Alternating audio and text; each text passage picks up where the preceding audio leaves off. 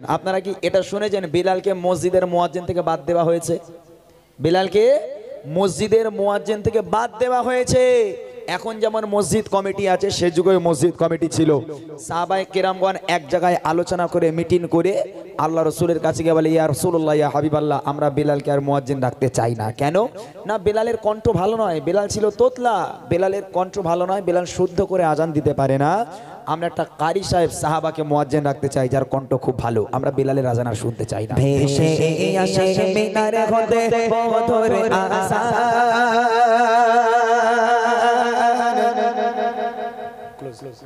যে আজানে মুগ্ধ ছিল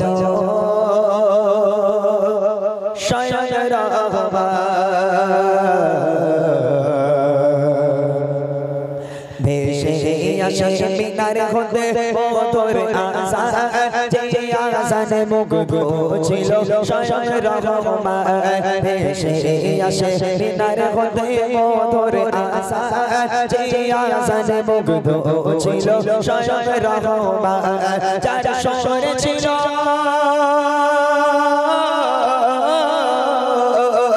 যার শহরে ছিল এত মায়া ভালোবাসার টান, যার শহরে ছিল এত মায়া ভালোবাসার টান, যে আজান না হাকিলে পাখি গাহিত না গান, যে আজান না হাকিলে পাখি গাহিত না গান। ভেসে আসে মিনারে হতে মধুর আসান, যে আজানে মুগ্ধ ছিল স্বয়ং রহমান।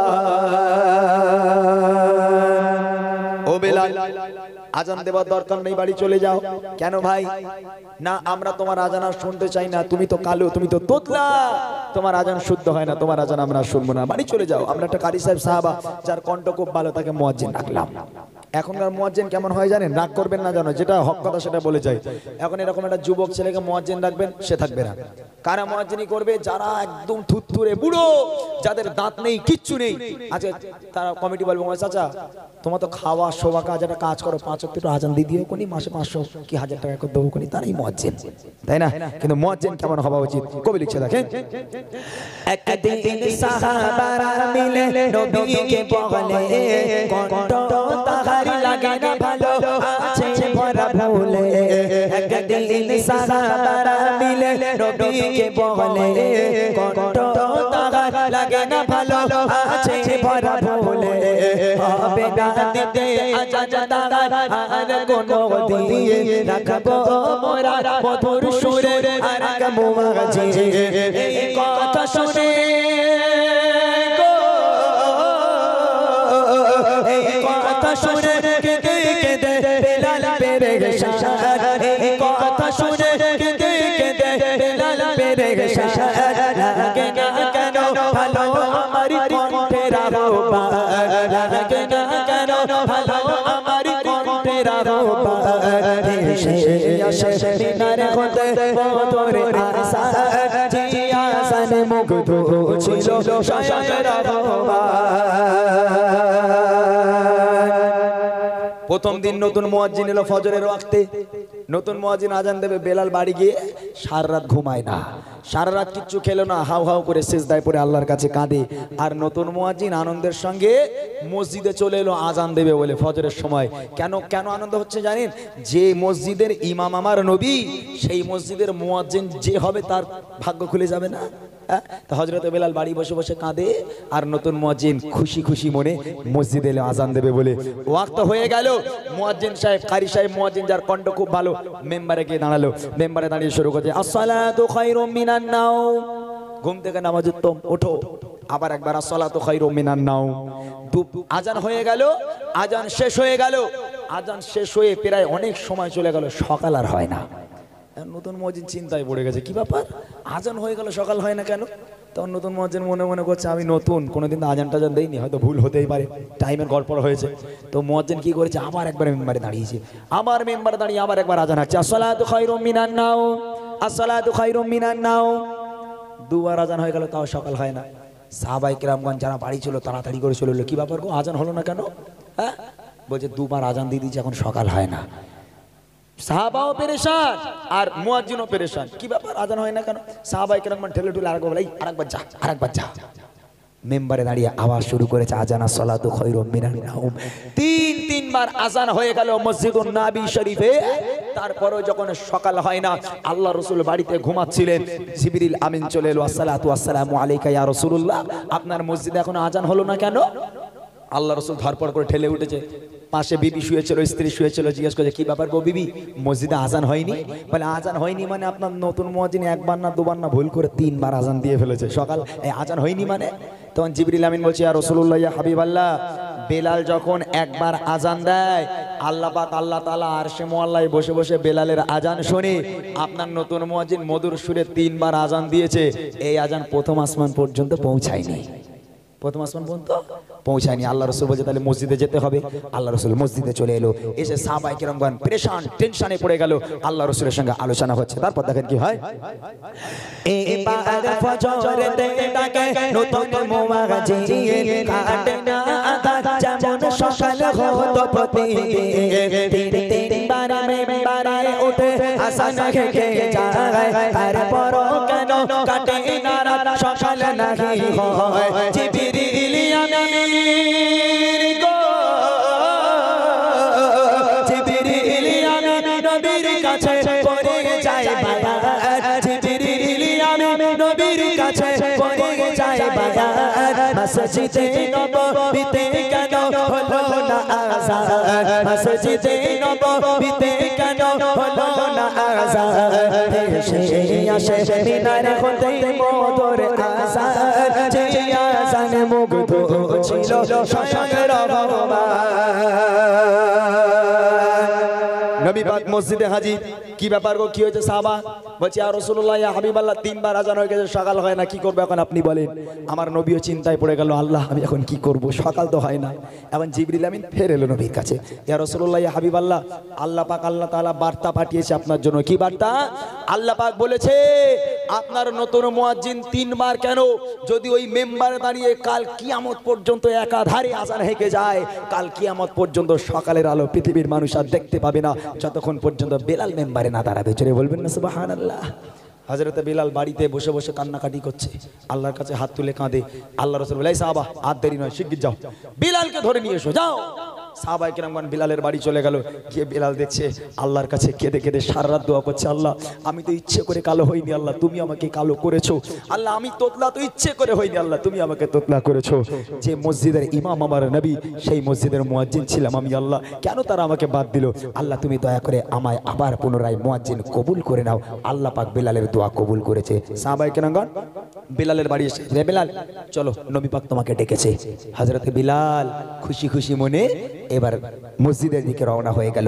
গিয়ে মসজিদের গিয়ে যেই দাঁড়ালো, দেখছে আল্লাহ রাসূল দাঁড়িয়ে আছে। আল্লাহ রাসূলের মুচকি হাসি দেখে হযরত বেলাল সব কষ্টের কথা ভুলে গেল। তারপর দেখেন হযরত বেলাল পুনরায়, হযরত বেলাল সারা রাত একটু ঘুমায় না, হযরত বেলাল সারা রাত একটু ঘুমায় না। ও সোভরা আর জিনিয়ে বলে রবানা, দয়া করে আমার দোয়া কবুল করে দাও, দয়া করে আমার দোয়া কবুল করে দাও।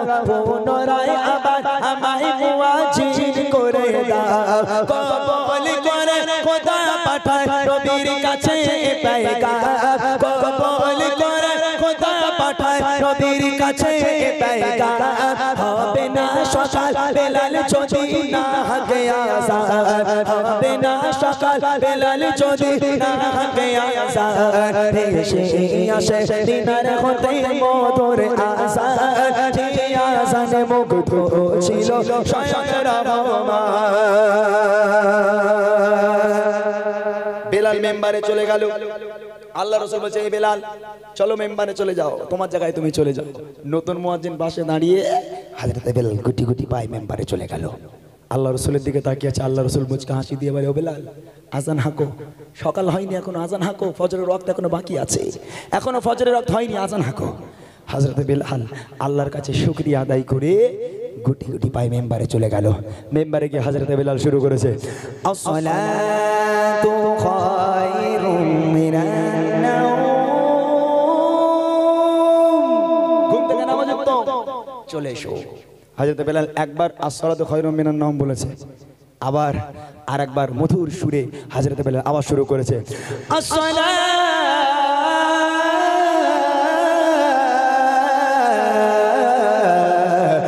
খায়রুম মিনান নাওম। ঘুম থেকে নামাজ উত্তম। হযরত বেলাল আসসালাতু খায়রুম মিনান নাওম যেই শেষ করেছে, আল্লাহ পাক আল্লাহ তাআলা অন্ধকারকে দূর করে দিয়ে সূর্যের কিরণকে সারা দুনিয়ায় আলোয় আলোকিত করে দিয়েছে। একবার জোরে বলুন না সুবহানাল্লাহ। একটা কথা বলি, মনে পড়ে গেল, রাগ করবেন না। এই দেখেন, এখানকার ইমামও ভালো, মুয়াজ্জিনও ভালো।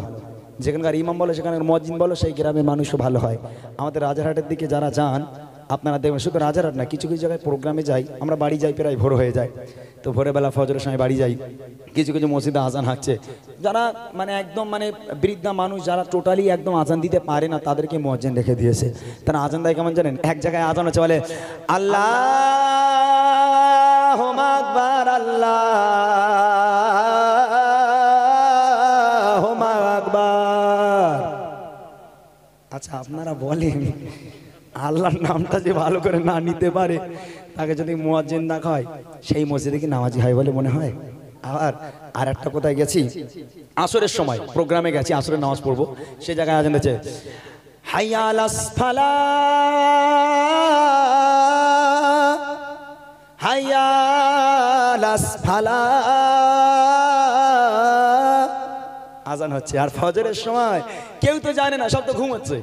যে যা পারতেছে বলতে বলে আসসালাতু খায়রুন মিনান নাওম। আপনারা যারা আমাদের ওইদিকে যাবেন, আপনারা দেখবেন আজানের কোয়ালিটি কি। আচ্ছা আপনারা, আমি যদি ব্যঙ্গ করি, আল্লাহ আমার জবানকে বন্ধ করে দিই।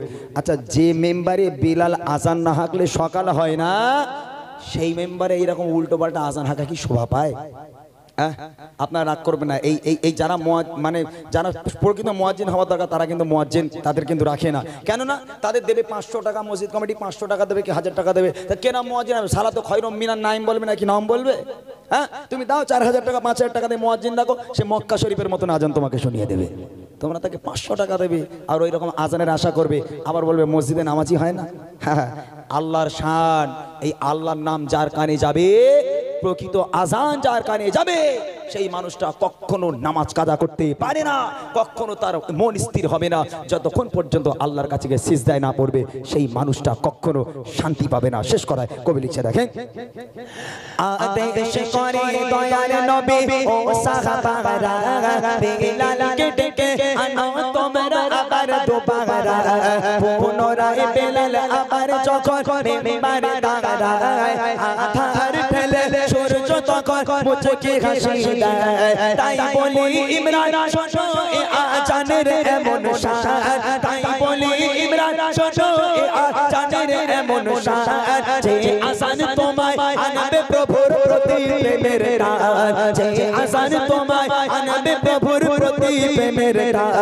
ভেসে আসে মিনার হতে মধুর আজান, যে আজানে মুগ্ধ ছিল শায়ের রহমান, যে আজানে মুগ্ধ ছিল শায়ের